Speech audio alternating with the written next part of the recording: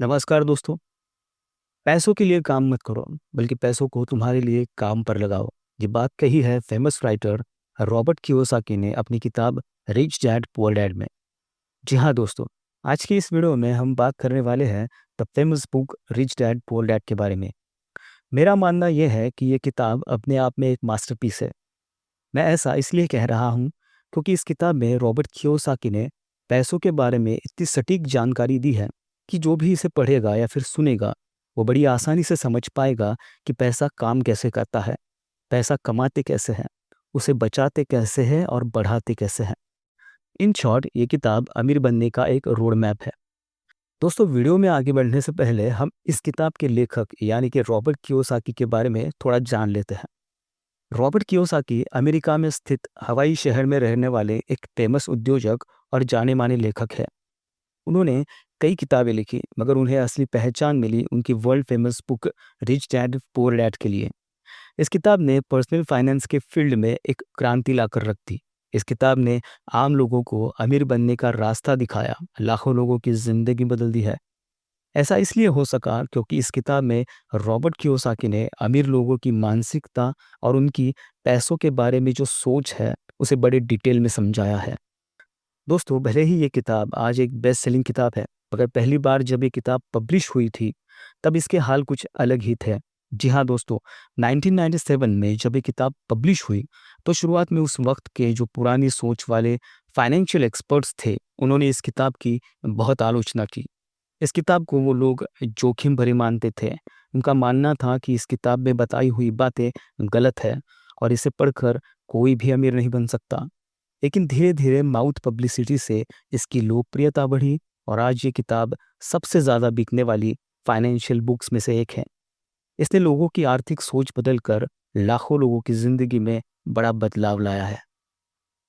ये किताब हमें सिखाती है कि अमीर और गरीब के बीच का असली फ़र्क सिर्फ पैसा नहीं, बल्कि सोच होती है। इस किताब में जो सबसे बड़ी सीख है, वो यही है कि हम जिस तरह से पैसों को देखते हैं और उसे इस्तेमाल करते हैं, वही हमारी आर्थिक स्थिति तय करती है। गरीब लोग और मिडिल क्लास लोग हमेशा पैसों के लिए काम करते रहते हैं। उनकी ज़िंदगी सैलरी से सैलरी तक चलती है, लेकिन अमीर लोग पैसों को अपने लिए काम कराना सिखाते हैं। यही फ़र्क उन्हें सफलता दिलाता है। अब आप ये सोच रहे होंगे कि ये किताब को पढ़कर या सुनकर क्या मैं भी अमीर बन सकता हूँ? और इसका जवाब है बिल्कुल। लेकिन इसके लिए आपको पैसों की सही समझ होना चाहिए और पैसों के प्रति अपनी सोच बदलनी चाहिए। इस किताब की शुरुआत में मिस्टर रॉबर्ट कियोसाकी कहते हैं कि उनके दो पिता थे।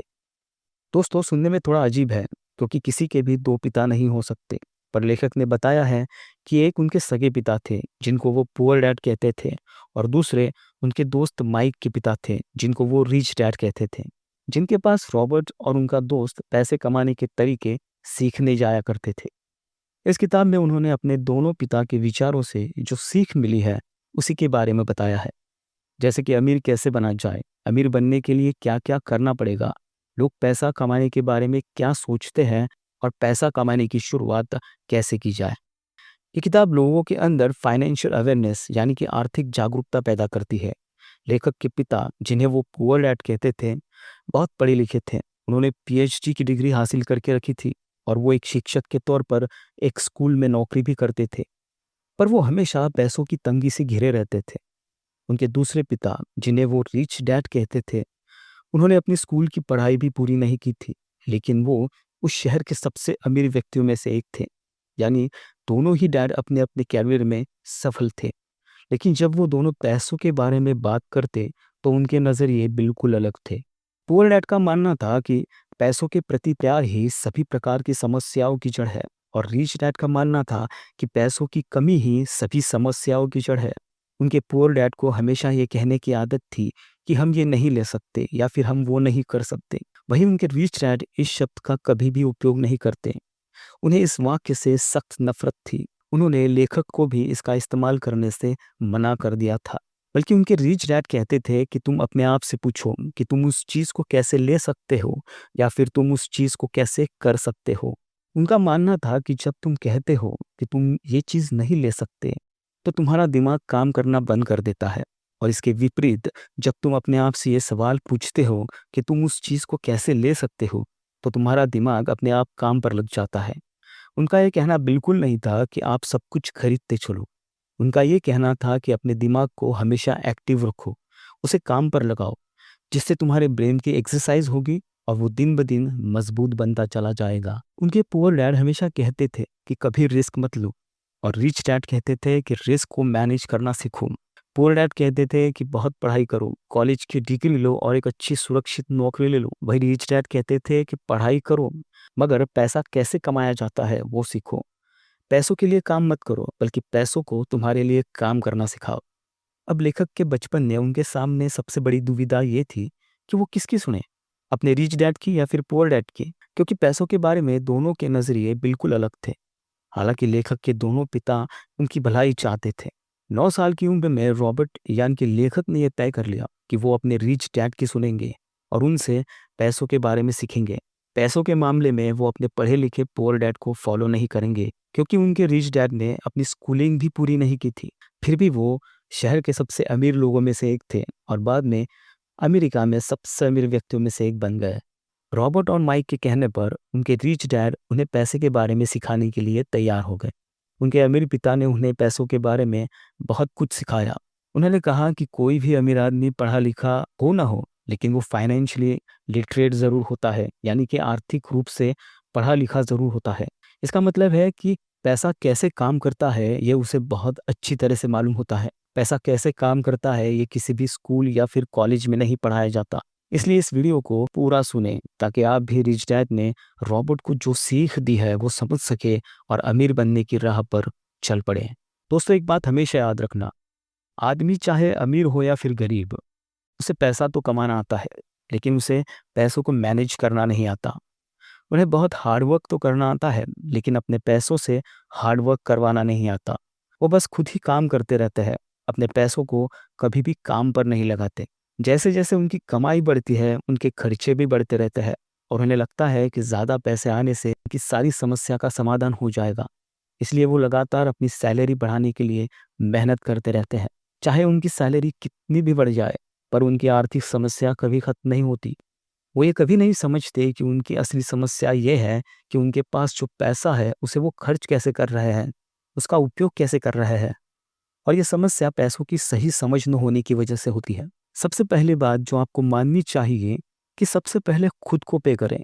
जो भी पैसा आप कमाते हैं उसमें से कुछ हिस्सा अपने लिए रखो, यानी कि अपने लिए पैसे बचाओ और उन बचे हुए पैसों से ऐसे एसेट्स खरीदो जो आपके लिए पैसा बना सके, यानी आपको पैसा कमा कर दे सके। अमीर और गरीब लोगों में सबसे बड़ा अंतर ये होता है कि गरीब लोग पहले सब पैसे खर्च कर देते हैं, फिर आखिर में बचत के बारे में सोचते हैं, जिसकी वजह से ज़्यादातर समय वो अपने लिए कुछ भी नहीं बचा पाते और आखिर में वो उसे किसी एसेट में निवेश नहीं कर पाते। वही अमीर लोग सबसे पहले अपने लिए पैसे बचाते हैं और उसके बाद अपने खर्चे करते हैं। ये करने के लिए बहुत ही प्रयास और सेल्फ डिसिप्लिन की ज़रूरत पड़ती है। कई बार आपके सामने कई आर्थिक समस्याएं आएंगी, फिर भी आपको सबसे पहले खुद को ही पे करना है और पैसों को बचाना है। दोस्तों, सबसे पहली सीख जो रिच डैड ने रॉबर्ट को दी थी वो ये है कि नौकरी तुम्हें अमीर नहीं बनाएगी, बल्कि इन्वेस्टमेंट बनाएगा। बहुत से लोग सोचते हैं कि अगर उनके पास अच्छी नौकरी है तो वो अमीर बन जाएंगे, लेकिन सच्चाई तो यह है कि नौकरी सिर्फ आपकी ज़रूरतें पूरी करती है, लेकिन असली अमीरी आती है इन्वेस्टमेंट से। अमीर लोग हमेशा अपने पैसों को सही जगह लगाते हैं। वो रियल एस्टेट, स्टॉक्स, बिजनेस और अन्य एसेट्स में इन्वेस्ट करते रहते हैं। लेकिन गरीब और मिडिल क्लास लोग अपनी सारी कमाई खर्चों और लोन में फंसा देते हैं। तो पहली सीख यह है कि अगर आप अमीर बनना चाहते हैं तो आपको पैसों को सही जगह इन्वेस्ट करना सीखना होगा। इसे समझने के लिए हम राकेश झुनझुनवाला जी का एक एग्जाम्पल ले सकते हैं। वो एक बहुत ही जाने माने भारतीय निवेशक थे, जिन्हें भारत का वॉरेन बफेट भी कहा जाता है। उन्होंने अपने करियर की शुरुआत एक चार्टर्ड अकाउंटेंट के रूप में की थी, लेकिन उन्होंने जल्द ही शेयर बाजार में निवेश करना शुरू कर दिया। उन्होंने सही समय पर सही कंपनियों में निवेश करके बहुत बड़ी संपत्ति बना ली थी। उनकी कहानी ये दर्शाती है कि सिर्फ एक अच्छी नौकरी आपको अमीर नहीं बना सकती, पैसों को सही जगह निवेश करने से आप अमीर बन सकते हैं। दूसरी सीख जो रिच डैड ने रॉबर्ट को दी थी वो ये थी कि आपकी सबसे बड़ी संपत्ति आपकी फाइनेंशियल एजुकेशन है। अमीर बनने के लिए फाइनेंशियल एजुकेशन बहुत ज़रूरी है। स्कूल और कॉलेज में आपको ये नहीं सिखाया जाता, इसलिए आपको खुद ही सीखना होगा। लेकिन सच्चाई तो ये है, अगर आपके पास पैसे की सही समझ नहीं है तो चाहे आप कितना भी पैसा कमा ले, वो एक दिन खत्म हो जाएगा। और यही वजह है कि कई सारे लोग लॉटरी जीतकर भी कुछ ही सालों में फिर से गरीब हो जाते हैं, क्योंकि उनके पास फाइनेंशियल एजुकेशन नहीं होती। अमीर बनने के लिए सबसे पहले आपको ये सीखना होगा कि पैसों को कैसे मैनेज किया जाए, कैसे बचाया जाए और कैसे सही जगह इन्वेस्ट किया जाए। तीसरी सबसे बड़ी सीख जो रिच डैड ने रॉबर्ट को दी थी वो ये थी कि एसेट्स खरीदो, लाइबिलिटीज नहीं। ये किताब हमें सिखाती है कि अगर आप अमीर बनना चाहते हैं तो आपको अपनी ज़िंदगी में एसेट्स बढ़ाने होंगे। एसेट्स वो चीज़ होती है जो आपको पैसा देती है, जैसे कि रियल एस्टेट जिससे आपको किराया मिलता है, स्टॉक्स और इन्वेस्टमेंट्स जो आपको डिविडेंड और रिटर्न्स देते हैं, बिजनेसेस जिससे आप बिना अपनी एक्टिव इन्वॉल्वमेंट से भी पैसा कमाते रहते हैं, और लाइबिलिटीज़ वो चीज़ होती है जो आपके पैसे ख़त्म करती है, जैसे कि महंगे कर्जे, गैर ज़रूरी खर्चे और ऐसी चीज़ें जिनकी कोई वैल्यू नहीं बढ़ती। उदाहरण के लिए मान लो आपके पास पैसा है और आपने उस पैसों से एक घर खरीद लिया और उस घर को किराए पर दे दिया। अब वो घर आपके लिए एक एसेट है, क्योंकि वो घर हर महीने आपकी जेब में पैसे डाल रहा है। वहीं अगर आप बैंक से लोन लेकर एक घर खरीदते हैं तो वो एक लायबिलिटीज हो जाती है, क्योंकि वो घर आपकी जेब से हर महीने पैसे निकाल रहा है। एक शेयर जो डिविडेंड देता है वो एसेट है, एक सफल व्यवसाय एक एसेट है, लेकिन एक महंगी कार एक लायबिलिटी है, क्योंकि वो हर महीने मेंटेनेंस, बीमा और ईंधन का खर्च कराएगी। एक क्रेडिट कार्ड का लोन भी एक लायबिलिटी ही है। इसलिए अगर आपको अमीर बनना है तो आपको अपनी लाइफ में ज़्यादा से ज़्यादा एसेट्स को बढ़ाना होगा और लायबिलिटीज़ को कम करना होगा। चौथी सीख जो रिच डैड ने रॉबर्ट को दी थी वो ये थी कि अमीर बनने के लिए आपको रिस्क लेना सीखना होगा। अक्सर लोग डरते हैं कि अगर उन्होंने इन्वेस्टमेंट किया और नुकसान हो गया तो क्या होगा, लेकिन यही डर लोगों को गरीब बनाए रखता है। अगर आप अमीर बनना चाहते हैं तो आपको रिस्क लेना सीखना होगा, लेकिन ये रिस्क बिना सोचे समझे नहीं होना चाहिए। मिस्टर वॉरेन बफेट कहते हैं कि risk comes from not knowing what you are doing. इसका मतलब है आप जो कर रहे हैं यदि आपको वो पता नहीं तो वो बहुत बड़ा जोखिम है। इसे एक एग्जाम्पल से समझते हैं। यदि आप गाड़ी चला रहे हैं और आपको गाड़ी चलाना नहीं आता तो वो रिस्क है। इसको कम करने के लिए पहले आपको गाड़ी चलाना सीखना होगा। अमीर लोग कैलकुलेटेड रिस्क लेते हैं। वो पहले फाइनेंशियल नॉलेज हासिल करते हैं, रिसर्च करते हैं और फिर सही फैसले लेते हैं। और गरीब लोग बिना सोचे समझे कोई भी इन्वेस्टमेंट कर देते हैं और जब नुकसान होता है तो फिर वो दोबारा कोशिश नहीं करते। याद रखें, अमीरी एक दिन में नहीं आती, ये एक प्रोसेस है। आपको धीरे धीरे अपनी इन्वेस्टमेंट्स को बढ़ाना होगा और सही सीख लेनी होगी। पांचवी सीख जो रिच डैड ने रॉबर्ट को दी थी वो ये थी कि पैसा कमाना ज़रूरी नहीं, पैसा बनाए रखना ज़रूरी है। दोस्तों, ज़रूरी ये नहीं कि आप कितना पैसा कमाते हो, ज़रूरी ये है कि आप कितना पैसा बचाते हो। कई लोग अच्छा पैसा कमाते हैं लेकिन फिर भी अमीर नहीं बन पाते, क्योंकि वो उस पैसों को सही से मैनेज नहीं कर पाते। मान लीजिए अगर आपके पास 1 लाख रुपए है और अगर आप उसे सही जगह इन्वेस्ट करते हो तो वो पैसा कुछ सालों के बाद 10 लाख भी बन सकता है। लेकिन अगर आपके पास 10 लाख रुपए भी है और आप उसे गलत जगह इन्वेस्ट कर देते हो तो वो कुछ ही दिनों में खत्म हो सकता है। इसे एक एग्जाम्पल से समझते हैं। मान लो आपके पास बहुत सारे बीज है। अगर आपने उनको एक जगह स्टोर करके रख दिया तो क्या होगा, वो कुछ ही दिनों में खराब हो जाएंगे। वही अगर आप उनको जमीन में बो देते हो तो कुछ सालों बाद वो बीज एक पेड़ बन जाएगा और आप उस पेड़ की शीतल छाया और उसके फलों का आनंद सालों साल ले सकेंगे। इसलिए पैसों को संभाल के मत रखो, बल्कि उनको सही जगह इन्वेस्ट करो, ताकि आने वाले सालों में वो भी पेड़ की तरह बढ़ जाए और आप सालों साल उसका इस्तेमाल कर पाए। इसलिए अमीर लोग पैसा कमाने से ज़्यादा पैसा बनाए रखने और बढ़ाने पर ध्यान देते हैं। दोस्तों, अगली सीख जो रिच डैड ने रॉबर्ट को दी थी वो ये थी, अमीर बनने के लिए सिर्फ सैलरी पर डिपेंड मत रहो, इनकम सोर्स बढ़ाओ। दोस्तों, आपके पास हमेशा मल्टीपल इनकम सोर्सेस होने चाहिए। अधिकतर लोगों का एक ही कमाई का स्रोत होता है, जो कि उनकी सैलरी होती है। वो कहता है कि वो बहुत सुरक्षित जीना चाहते हैं, इसलिए वो अपनी सैलरी पर ही निर्भर रहते हैं। पर वो ये नहीं समझ पाते कि एक ही कमाई के स्रोत पर निर्भर रहना कितना बड़ा जोखिम है। इनकम सोर्स 3 प्रकार के होते हैं: ऑर्डिनरी, पैसिव और पोर्टफोलियो।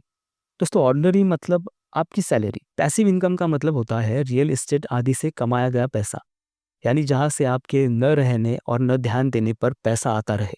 और पोर्टफोलियो इनकम का मतलब होता है शेयर बाजार और सरकारी बॉन्ड। आज के समय में दुनिया के सबसे अमीर आदमी एलॉन मस्क और दुनिया के सबसे महान निवेशक वॉरेन बफेट पोर्टफोलियो इनकम की वजह से ही अमीर बने हैं। वहीं अगर बात करें अमेरिका के राष्ट्रपति डोनाल्ड ट्रंप और इस किताब के लेखक रॉबर्ट कियोसाकी, तो वो पैसिव इनकम की वजह से अमीर बने हैं।